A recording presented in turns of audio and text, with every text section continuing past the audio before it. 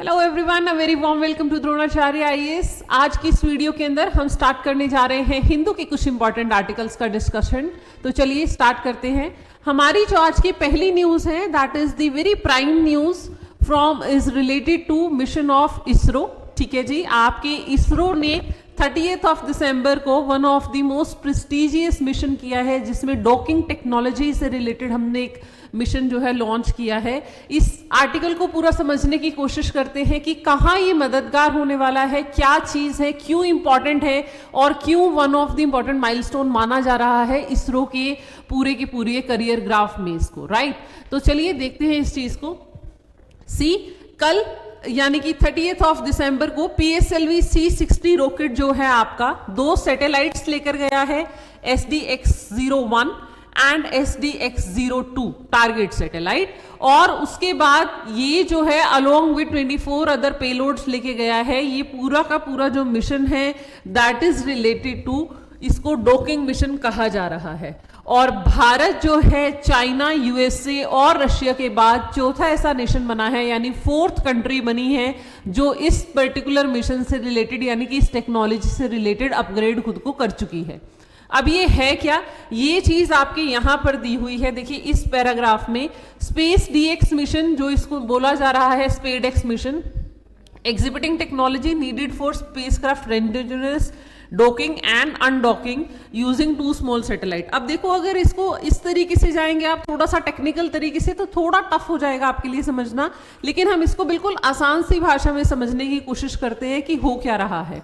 यहां पर आपकी 2 सैटेलाइट्स हैं। एक सैटेलाइट है आपकी चेजर दैट इज SDX-01 और एक है आपकी target satellite that is SDX-02। ठीक है जी, आपके अर्थ के लोअर अर्थ ऑर्बिट के अंदर जाकर दैट इज अर्थ से ऊपर की तरफ जाकर जहां पर मेजरली हमारी सैटेलाइट्स होती हैं, वहां पर जाकर कुछ डिस्टेंस पे इन दोनों सैटेलाइट्स को छोड़ दिया जाएगा। उसके बाद ये खुद की रिलेटिव जो वेलोसिटी है इस तरीके से चेंज करेंगे कि ये एक दूसरे को फिजिकली अलाइन करने की कोशिश करेंगे and they will finally physically align with each other, और उसके बाद ये एक यूनिट की तरह काम करना शुरू कर देंगे, राइट, एक दूसरे के साथ यानी डॉक करना शुरू कर देंगे। अब इस चीज का फायदा कहां होता है, देखिए आपका जैसे इंटरनेशनल स्पेस स्टेशन बना है जहां पर बहुत सारी कंट्रीज जाकर अपने वेसल्स को डॉक करती हैं, वहां पर जाकर आपके जो नासा के या कहीं किसी भी देश के एस्ट्रोनॉट्स हैं वो वहां पर जाते हैं, अपना रिसर्च वर्क करते हैं। वो इसी टेक्नोलॉजी से बना है जिसके अंदर अलग अलग पार्ट्स को अलग अलग टाइम पे भेजा गया और ऊपर जाकर उनको एक साथ डॉक कर दिया गया, उनको एक साथ जोड़ दिया गया। ठीक है, तो आसान सिंपल सी भाषा में मतलब अगर आप नीचे से 2-3 मॉड्यूल अलग अलग भेज रहे हैं तो ऊपर जाकर जब आप उनको एक साथ अलाइन कर पा रहे हैं लोअर अर्थ ऑर्बिट में कि वो एक साथ ट्रेवल कर जाए, दैट इज द टेक्नोलॉजी जिसके लिए ये मिशन किया गया है, स्पेडएक्स मिशन। क्लियर है जी। इसके लिए आपको ये व्हीकल याद रहना चाहिए, that is your PSLV C60 जो एयरक्राफ्ट इसको लेकर गया है। और अगर बात करें कि भारत के लिए क्यों इंपॉर्टेंट है, क्योंकि आने वाले टाइम में इंडिया जो है खुद का स्पेस स्टेशन बनाने की सोच रहा है, जहां तक इसरो इस टाइम पे अलाइन कर रहा है। फॉर दैट मैटर चंद्रयान 4 के लिए भी या हमारे आने वाले गगनयान मिशन के लिए भी जहां कहीं भी हमें अपनी, अगर हमारे पास इस तरीके की टेक्नोलॉजी है कि हम अपने मॉड्यूल्स को डॉक कर सकते हैं या अनडॉक कर सकते हैं, तो उस चीज में ये बहुत इंपॉर्टेंट हमारे लिए रहने वाला है। ठीक है जी, तो one of the advanced technology है और याद रखिएगा कि 4 ही देश हैं पूरे विश्व में ऐसे जो ये इस टेक्नोलॉजी से अलाइन करते हैं, that is USA, China, Russia and now India. Alright, तो न्यू ईयर जाते जाते जैसे जैसे आपका नया साल आ रहा है उसके लास्ट में इसरो की तरफ से एक बहुत ही बेहतरीन तोहफा है ये पूरे देश के लिए, ठीक है, जिसके अंदर one of the landmark achievements हमने कर ली है। क्लियर है। उसके बाद अगर हम आगे चले तो अगली जो न्यूज हमारी आ रही है that is from this page. यहां पर देखिए केरला से रिलेटेड ही आपकी 3 न्यूज हैं एक ही पेज के ऊपर। एक न्यूज हमने अभी कुछ दिन पहले ही डिस्कस की थी, सबरीमाला में जो आपका नया फेस्टिवल शुरू होने वाला है दैट इज मकर संक्रांति के दिन मकराविल्लक्कू। ठीक है, ये जो है ये बहुत बार आ चुका है पेपर में, तो आप सीधे सीधे इसको अपने आर्ट एंड कल्चर के साथ जोड़ के वहां से याद कर सकते हैं। देखिए यहाँ पे कुछ टर्मिनोलॉजी भी यूज हुई है, जैसे तंत्री यूज हुआ है, मिलन सिंथी यूज हुआ है। तो इस तरीके की टर्म्स को यूपीएससी सीधा पूछ लेता है पेपर में कि ये जो टर्म थी ये न्यूज में थी, it is related to what. ठीक है, तो आपको पता होना चाहिए कि जो आपके हेड प्रीस्ट है उनको मेल संथी बोलते हैं, तंत्री जो चीफ प्रीस्ट है उनको बोलते हैं। It is related to completely your Sabarimala के अंदर जो पूरा का पूरा आपका क्या चलने वाला है, अब ये फेस्टिवल चलने वाला है मकर संक्रांति के लिए, ठीक है। और यहाँ पर आपके पंपा रिवर और पेलोमड्डू इस जगहों से जो है लोग आना शुरू हो जाते हैं, वो पूरा का पूरा एरिया आपका सबरीमाला के अराउंड लोकेटेड है। तो एक बार इसकी ज्योग्राफिकल लोकेशन आपको देख लेनी है, because Sabarimala has been in news for several reason for various years, तो ये इंपॉर्टेंट रहता है। सेकेंड इज योर वायनाड की जो ट्रेजेडी हुई थी इस साल जुलाई के अंदर, मॉनसून के ऑनसेट होते ही जो वायनाड के अंदर the one of the worst landslides हमने देखे, फ्लड देखा, उसको सेंटर ने भी नोटिफाई कर दिया है। देखिए यहाँ से भी a disaster of severe nature कहा गया है, ठीक है। बहुत रेयर ऐसा होता है कि सेंटर की तरफ से कुछ ऐसा कहा जाता है। यहाँ पर देखिए जो इंटर मिनिस्टेरियल सेंटर टीम है उसने भी बोला कि ये जो आपका डिजास्टर था it was of severe nature, जिसको हर तरीके से संभालना बहुत मुश्किल हो गया था। जान माल का नुकसान कहें, फाइनेंशियली, या आप कह सकते हैं एग्रीकल्चर लेवल पे, लोकल लेवल पे, सोसाइटल लेवल पे, हर तरीके से इस डिजास्टर ने जो है बहुत सारे लोगों की जिंदगी को इम्पैक्ट किया है और वो चीज़ हमारे लिए हैवी टोल रही है, ठीक है जी। तो ये पूरी की पूरी आप एक बार फिर से अपने जुलाई के करंट अफेयर्स को रिवाइज करते हुए एक बार फिर से पूरी वायनाड ट्रेजेडी, जो विलेजेस इन्वॉल्व थे, रिवर्स इन्वॉल्व थी, रीजन था, ठीक है, जो पूरा का पूरा फ्लड से रिलेटेड, वो सारे स्कीमेटिक्स एक बार आपको फिर से रिवाइज कर लेने हैं, because Wayanad tragedy was one of the worst of its kind and उसका काफी इम्पैक्ट जो है वो क्लाइमेट चेंज से रिलेटेड भी देखा गया था। क्लियर है जी। तो आपके लिए परफेक्ट केस स्टडी है इस साल के लिए, अगर आप ज्योग्राफिकल पॉइंट ऑफ व्यू से देखिए, ज्योग्राफी के करंट से रिलेटेड अगर कुछ देख रहे हैं। उसके बाद अगेन वेम्बनाड लेक से रिलेटेड आर्टिकल्स बहुत बार आ चुके हैं न्यूज़पेपर में, आपको पता है ये रामसर साइट है, सस्तम कोटा भी है, अस्थाई मुड़ी भी है, ठीक है जी। तो आपकी जो one of the Ramsar site है that is in your Kerala, उसके अंदर प्लास्टिक पॉल्यूशन से रिलेटेड बहुत सारे आर्टिकल्स इस साल न्यूज़पेपर में फ्लैश हुए थे और उसी से रिलेटेड अभी आर्टिकल आया है जिसके अंदर ये कहा गया है कि मेगा ड्राइव करने वाले हैं ताकि वो वेम्बनाड लेक को क्लियर कर सके, ठीक है। हमने पढ़ा था कि यहाँ पर जो मेजर है that is related to GS paper 3 के साथ रिलेट करके हमने बहुत अच्छे से पढ़ा था कि यहाँ पर आपके प्रॉब्लम जो हुई है वो ये है कि जो ट्रांसपिरेसी है आपके इकोसिस्टम की वो खत्म हो गई है, जिसकी वजह से सनलाइट पेनिट्रेशन रुक गया है एंड नीचे के इकोसिस्टम में क्योंकि पॉल्यूशन ऑलरेडी ज्यादा है तो बायोलॉजिकल ऑक्सीजन डिमांड बढ़ी हुई है एंड मोर ओवर फोटोसिंथेसिस नहीं हो पा रही है, इसकी वजह से भी ऑक्सीजन प्रोडक्शन कम है। तो दोनों ही रीजन की वजह से ऑक्सीजन प्रोडक्शन कम हो गई, जिसके चलते पूरा का पूरा आपका एक्वेटिक सिस्टम क्लम्बल कर गया था एंड काफी सारी फिश जो हैं वो उनकी डेथ हो गई थी जो कंप्लीटली फ्लोट कर रही थी इस लेक के सरफेस के ऊपर, ठीक है। तो फिश किल का जो आर्टिकल आया था, उसके बाद जो पॉल्यूशन से रिलेटेड आर्टिकल्स आए थे, उसके चलते ही अब यहाँ पर मेगा ड्राइव स्टार्ट करने की बात कर रहे हैं केरला के अंदर, जिसके अंदर वो वेम्बनाड लेक को क्लियर आउट करने वाले हैं। तो अगर आप इस आर्टिकल को पर्टिकुलरली देखें तो it is related to your GS paper 3, environment से रिलेटेड है, जहां आपकी रामसर साइट न्यूज में आ गई है, ठीक है। इसके आसपास का एरिया न्यूज में आ गया है, आपका पूरा का पूरा फिश किल का फिनोमेना न्यूज में आ गया है, यूट्रोफिकेशन न्यूज में आ गया है, एल्गल ब्लूम न्यूज में आ गया है। तो ये सारा का सारा आप अपने स्टैटिक और करंट के साथ रिलेट करके इस पूरे आर्टिकल को एक बार फिर से फ्लैशबैक में जाके इसको जरूर रिवाइज कर लीजिए, ठीक है जी।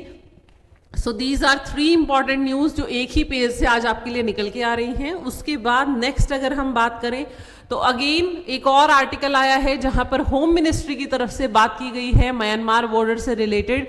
देखिए पिछले काफी दिनों से, लगभग एक हफ्ते से हम ये चीज डिस्कस कर रहे हैं कि आपके म्यांमार के अलोंग जो है आपका जो स्टेटस चल रहा था that is related to your free movement regime जो चलता आया है, उसके ऊपर बैन लगाया गया था, ठीक है। और यहाँ पर फिर से पूरे आपका बाउंड्री दे रखी है कि अरुणाचल, नागालैंड, मणिपुर, मिजोरम के साथ कितना कितना किलोमीटर की बाउंड्री शेयर करते हैं हम म्यांमार के साथ। फ्री रिजीम मूवमेंट को बंद करना चाह रहे हैं और उसके लिए जरूरी है कि हमारी डिमार्केशन जो है बॉर्डर की वो प्रॉपर हो, ताकि वहां पर फेंसिंग वगैरह हो, इंटरनेशनल बॉर्डर की लोकल्स को भी पहचान हो सके कि क्रॉस नहीं करना है, बिकॉज फ्री मूवमेंट रिजीम अब नहीं रहने वाला है। We saw the role of Assam rifles, जहां पर ये कहा गया था कि आपके चेक पॉइंट्स बनेंगे, आपको प्रॉपर पास दिया जाएगा जिसमें आपके बायोमेट्रिक्स वगैरह और आपकी बायोग्राफिकल सारी इंफॉर्मेशन लोडअप होगी कि ये पर्टिकुलर पर्सन इस रीजन के लिए यहां पर जा रहा है, और उसके बाद ही विद इन 7 डेज आपको कवर बैक करना पड़ेगा कि अब वापसी हो चुकी है। क्लियर है जी? तो ये पूरा का पूरा आर्टिकल एक बार फिर से पिछली न्यूज के साथ रिलेट करके, अगर आपने पहले अपने नोट्स में इंफॉर्मेशन नहीं ऐड की है तो आज के पेपर में फिर से आपके लिए पूरा एडिशन आया है। मैंने आपसे पहले भी कहा था कि इस तरीके की स्टैटिस्टिक्स आपको बहुत कम देखने को मिलते हैं जहां आपके पास प्रिसाइज इंफॉर्मेशन आती है लिखी हुई, दैट इज कि म्यांमार के साथ जो है भारत का 1643 किलोमीटर का लैंड बाउंड्री एरिया है, जिसमें अरुणाचल के साथ 520 है, नागालैंड के साथ 215 है, Manipur is 398 and Mizoram is 510। ठीक है, तो आपको क्रोनोलॉजी भी याद होनी चाहिए। सबसे पहले ऊपर अरुणाचल, नागालैंड, मणिपुर, मिजोरम है, लेकिन अगर वो एरिया वाइज या लेंथ वाइज पूछ रहा है तो यू शुड नो कि अरुणाचल फर्स्ट पे है, then Mizoram, then Manipur and then Nagaland. ठीक है, तो ये दोनों तरीके से वो किसी भी तरीके से पूछ सकता है, क्योंकि ये आर्टिकल लगातार आपका ऑलमोस्ट 15 डेज से लगातार आपका फ्लैश न्यूज में चल रहा है, तो इससे रिलेटेड क्वेश्चंस किसी भी तरीके से आप एंटिसिपेट कर सकते हैं। मोरओवर स्टैट्स बार बार रिपीट हो रहे हैं आर्टिकल्स में, तो वो और ज्यादा इंपॉर्टेंट हो जाता है, प्रिसाइज इंफॉर्मेशन हो जाती है आपके लिए। क्लियर है जी? चलिए नेक्स्ट आर्टिकल की तरफ बढ़ते हैं। देखिए इसके बाद जो हमारा आर्टिकल आज निकल के आ रहा है that is related to your this one. यहां पर देखिए साइंस के पेज पर 2 आर्टिकल आए हैं। एक तरफ नासा के सोलर प्रोब के बारे में बात हो रही है। दिसंबर 25 की ईव को, दैट इज 24 ऑफ दिसंबर को, जो पार्कर सोलर प्रोब मिशन है नासा का, जो स्पेसिफिकली कोरोना की स्टडी के लिए गया है, जो आपको प्रिसाइजली याद रखना है कि Parker solar mission, Parker probe किसका है? सबसे पहले नासा का है, और किस चीज के लिए है? कोरोना की स्टडी के लिए, या आप कह सकते हैं सन के आउटर पोलर जो उसके लिए स्टडी के लिए है। ठीक है जी, 2018 में इस मिशन को लॉन्च किया गया था और 24 ऑफ दिसंबर को ये सबसे क्लोजेस्ट प्रॉक्सिमिटी में था आपके सन के साथ। ठीक है, तो ये वन ऑफ द एडवांसमेंट्स रही है, बिकॉज जहां तक आपका पार्कर सोलर प्रोब पहुंच पाया है, आज तक विश्व का कोई भी आपका मिशन वहां तक नहीं पहुंच सका है। ठीक है, तो आपको ये मिशन याद रहना चाहिए, that is Parker solar probe mission, जो आपको हमेशा के लिए याद रखना है। ठीक है, लॉन्चिंग डेट याद रख सकते हैं आप, वो चीज इन्होंने दी भी है 2018। द स्पेसशिप जो है 7 ईयर मिशन पे है, to deepen the scientific understanding of the star and to help forecast, कि ऐसे स्पेसक्राफ्ट मिशन जो हमारे स्पेस के अंदर जो चीजें हो रही हैं उनको हम और अच्छे से समझ सके कि किस तरीके से सन जो है वो चीजें करता है या वहां पर चीजें होती हैं, उस तरीके से रिलेटेड।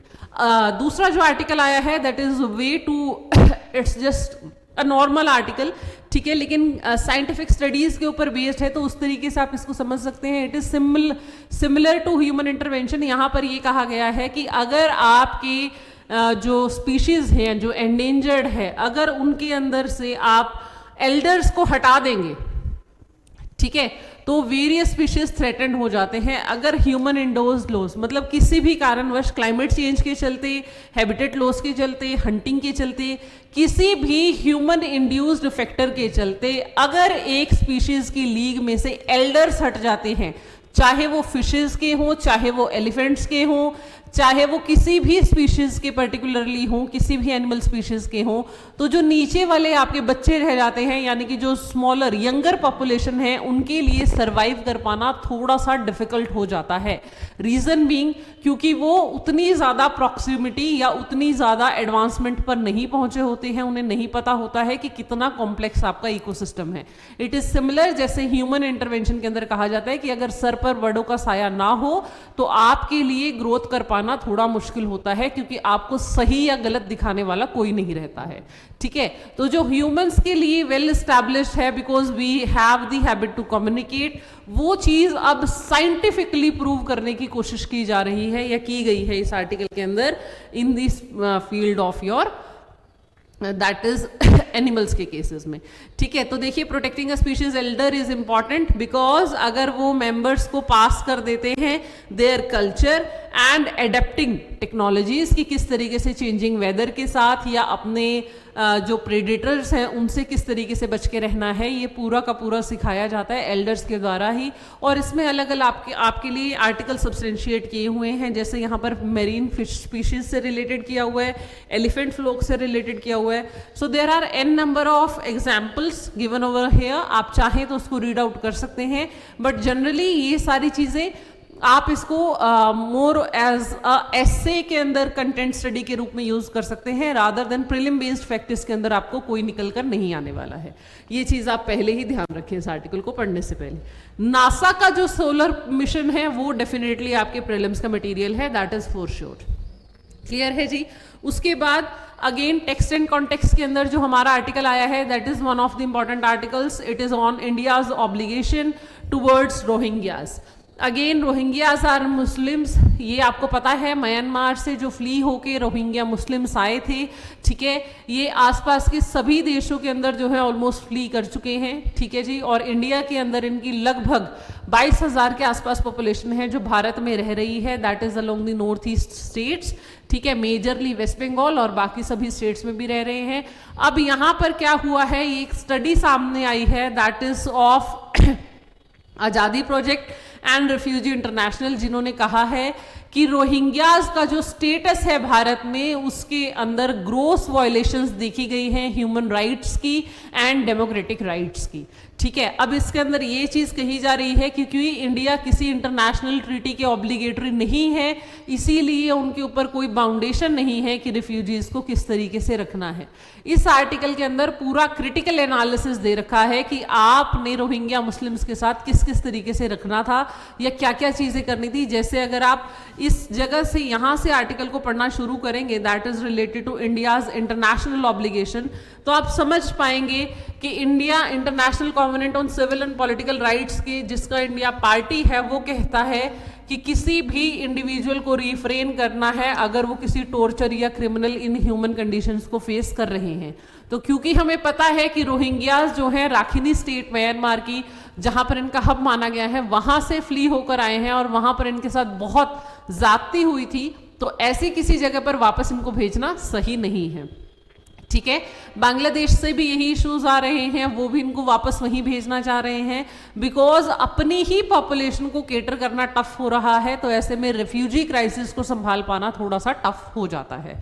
मोरोवर यहाँ पर क्रिटिसिज्म दिया गया है, यहाँ पर आपके लिए अलग अलग जजमेंट्स पेश की गई हैं, जैसे आपकी हाई कोर्ट्स की जजमेंट है जहाँ पर ये कहा गया था कि रिफ्यूजीज अगर डिफरेंट कंट्री से हैं तो उन्हें प्रोटेक्शन दीजिए, डिपोर्टेशन से रिलेटेड उनके बच्चों को पढ़ने के आर्टिकल से फंडामेंटल राइट्स से रिलेटेड बात की गई है। ये भी कहा गया है कि भारत के कॉन्स्टिट्यूशन का जो आर्टिकल 51C है वो कहता है कि अगर किसी भी चीज से रिलेटेड भारत के अंदर कोई कानून नहीं है, जैसे रेफ्यूजीज को कंट्रोल करने के अंदर भारत के अंदर कोई लीगल डॉक्यूमेंटेशन नहीं है, कोई कानून कोई एक्ट नहीं है, तो इस केस के अंदर ये ऑब्लिगेशन हो जाती है स्टेट की कि वो इंटरनेशनल लॉ या ट्रीटी के हिसाब से फॉलो अप करते हुए उस पर्टिकुलर इशू को रिजॉल्व करने की कोशिश करे। ठीक है, तो ये पूरा का पूरा इशू आपका रिफ्यूजी क्राइसिस से रिलेटेड है, जहां पर रोहिंग्या मुस्लिम्स को इसीलिए भी कंसर्निंग कैटेगरी में डाला गया है बिकॉज सिटीजनशिप अमेंडमेंट एक्ट जो हमारा आया है वो चीज़ ये क्लियर बोल रहा है कि बांग्लादेश से जो रिफ्यूजीज आ रहे हैं उसमें मुस्लिम्स यानी रोहिंग्यास को कंसीडर नहीं किया गया है सिटीजनशिप के लिए। ठीक है, बाकी सभी रिलीजन्स को कर लिया है but Muslims are not considered, वो भी एक कंसर्निंग इशू है कि हम उनको किस तरीके से देख रहे हैं। क्लियर है जी। तो ये पूरा आर्टिकल आपका उसी चीज से रिलेटेड है। इसके अंदर कुछ चीजें हैं जो आपके फैक्ट से रिलेटेड है, कुछ चीजें हैं जो आप सिर्फ ऑब्जर्व कर सकते हैं कि किस तरीके से भारत इस पूरे डायमेंशन को ले रहा है, किस तरीके से हम इसको होल्ड कर रहे हैं। क्लियर। उसके बाद एक आर्टिकल जो है आज that is related to that is the president of your USA Jimmy Carter, उनकी डेथ हो गई है। ठीक है, जिनको वन ऑफ द प्रेस्टिजियस उसके अंदर माना गया है। अपने टाइम आपके यूएसए के प्रेसिडेंट रहे हैं वो, और वो एक ऐसा भी टाइम था जब भारत के अंदर विजिट के लिए आए थे, दैट इज इन 1978। तो अगर आप साल याद रखेंगे 1978, तो ये वो साल है जब भारत एक लंबा चौड़ा अच्छा खासा टाइम बिता के आया था इमरजेंसी के अंदर। ठीक है, आपकी इमरजेंसी 74 टू 76 वाला जो टाइम था, जब आपकी डेमोक्रेसी एक तरीके से आप कह सकते हैं बैक सीट पे चली गई थी। और जो आपके कार्टर की विजिट है वो नरसिम्हा राव जी गवर्नमेंट के टाइम पे आई है। उस टाइम पे हमारे यहाँ पर जो बताया गया है that is related to Tarapur atomic power station से रिलेटेड, क्योंकि 1974 के अंदर इंडिया ने जब न्यूक्लियर टेस्ट पहली बार टेस्ट आउट किया था, तो उस टाइम पे वर्ल्ड वाइड हमारे लिए कंसर्न्स जागृत हो गए थे, हमारे ऊपर बहुत सारे सैंक्शंस लगा दिए गए थे, जिसमें से USA was one of those. ठीक है, तो यहाँ पर ये बात कही गई थी कि हालांकि बाकी सब चीज़ों के ऊपर नॉर्मलिटी कंसिस्ट हो गई थी, यहाँ पर आते हुए अब क्योंकि उस डेकेड के अंदर 1971 इंडिया बांग्लादेश लिबरेशन वॉर के टाइम पे इंडिया ने यूएसएसआर के साथ फ्रेंडशिप ट्रीटी कर ली थी। तो आप ये समझिए कि ये वो टाइम था जब भारत ने जो है अपना नेक्सस यूएसएसआर की तरफ शिफ्ट कर दिया था रादर देन यूएसए। उससे पहले हम नाम के अकॉर्डिंग बैलेंस आउट करके चल रहे थे, लेकिन 71 के अंदर हमने क्लियर स्टेट कर दिया था कि हम यूएसएसआर की तरफ हमारा शिफ्ट ज्यादा है। इमरजेंसी लगने के बाद हमारे यहाँ पर चीज़ें चेंज हुई और यूएसए के प्रेसिडेंट का यहाँ विजिट करना ये एम्बार्क कर गया कि नहीं, इंडिया जो है वो यूएसए के साथ भी फिनोमिनल टाइज रखने वाला है। तो आप मान सकते हैं कि जिमी कार्टर की ये जो विजिट थी ये one of the most anticipated, या आप कह सकते हैं बहुत इंपॉर्टेंट रही, क्योंकि इंडिया का जो स्टैंड है ग्लोबल लेवल पर वो बहुत क्लियर हो गया था इस विजिट के बाद। रियल ठीक है, उसके बाद यहाँ पर आपके ये भी चीज बताई गई है कि उस टाइम पर भी न्यूक्लियर ट्रीटी से related that is NPT sign, जिसका सिग्नेटरी आज भी नहीं है भारत, उस चीज से रिलेटेड तब भी कंसेंसस नहीं बन पाया था। हम तब भी चुप थे और हम आज भी चुप हैं, उन चीजों को हम आज भी कंसीडर नहीं कर रहे हैं। ठीक है, तो आप चाहें तो एक बार टाइमलाइन में पीछे जाने के लिए आप इस आर्टिकल को रेफर बाय के लिए पढ़ सकते हैं, इंपॉर्टेंट आर्टिकल है। आप चाहें तो इनको कहीं पर स्टिपुलेट भी कर सकते हैं, यूज भी कर सकते हैं। ठीक है, ये आर्टिकल आपके मेंस के पर्सपेक्टिव से इंपॉर्टेंट है, ये चीज आपको ध्यान रखनी है। उसके बाद आज के न्यूज़पेपर में जो हमारा last article of the discussion है that is related to UN की रिपोर्ट आई है, जिसके अंदर क्लियर ये मेंशन किया गया है that is related to, just a second, yes, United Nations की रिपोर्ट आई है जिसके अंदर ये कहा गया है कि ये जो साल है ये एक्सट्रीमिटीज का साल था। ठीक है, एक्सट्रीम इफेक्ट्स देखे गए हैं इस साल में क्लाइमेट चेंज के, चाहे वो आपके हीट वेव से रिलेटेड हो, चाहे वो जिस एरिया में विंटर्स हुई हैं एक्सट्रीम विंटर से रिलेटेड हो, फ्लड से रिलेटेड हो, साइक्लोन से रिलेटेड हो। यूनाइटेड नेशंस ने ये क्लियर कर दिया है that 2024 stood as the year of extremes of the events due to climate change. ठीक है, तो ये चीज फोकस करना चाह रही है, आप इसको सीधा कोट कर सकते हैं अपने मेंस के एस्से के अंदर, अपने GS3 के आंसर राइटिंग में, जहां आप इंपैक्ट ऑफ क्लाइमेट चेंज में डायरेक्ट कोट कर सकते हैं कि यूनाइटेड नेशंस ने भी ये चीज ऑफिशियली डिक्लेयर कर दी है। ठीक है जी, उसके बाद आप देखिए क्लाइमेट चेंज के चलते जो भी चीजें हो रही हैं, चाहे वो एक्सट्रीमिटीज ऑफ विंटर हो, आपकी फूड शॉर्टेज हो, फ्लड्स हो, साइक्लोन्स हो, व्हाटएवर इवेंट इज हैपनिंग, हम अल्टीमेट यही बोलते हैं कि पीछे जो इफेक्ट है वो क्लाइमेट चेंज है। राइट, अभी भी हमारे यहाँ पर यही एंटिसिपेट किया जा रहा है कि because of the onset of La Nino India जो है वो एक्सट्रीम विंटर फेस करने वाला है, और अल नीनो की वजह से हमारा मॉनसून इम्पैक्ट हुआ था। ठीक है, तो ये जो कंटिन्यूएशन में चल रही हैं El Nino and La Nino, जिनके एडवर्सिटीज देखी जा रही हैं, जिसमें भी वेरिएशंस देखे जा रहे हैं, so these are concerning factors. और क्लाइमेट चेंज से रिलेटेड आपको पता है यूपीएससी बहुत कुछ पूछता है, प्रीलिम्स के अंदर भी, मेंस के अंदर भी। तो GS पेपर 3 का जो एनवायरमेंट टॉपिक है आप उसे बिल्कुल भी लाइटली कंसीडर करके नहीं चल सकते हैं, और एनवायरमेंट के एम्बिट में सिर्फ आप हल्का सा भी नहीं, कोई भी चीज को बिल्कुल लाइटली मोड पर नहीं छोड़ सकते हैं। आपको लोकेशन से लेके उसकी जेनेसिस से लेके उसका पूरा इफेक्ट बट आपको अपने कंट्रोल में लेना पड़ेगा, तभी आप आंसर को जो है इजीली क्रैक डाउन कर पाएंगे। ठीक है जी, so thank you very much from today's video and that's all for today's discussion. For more such informative videos, stay tuned to Dronacharya IAS. Thank you.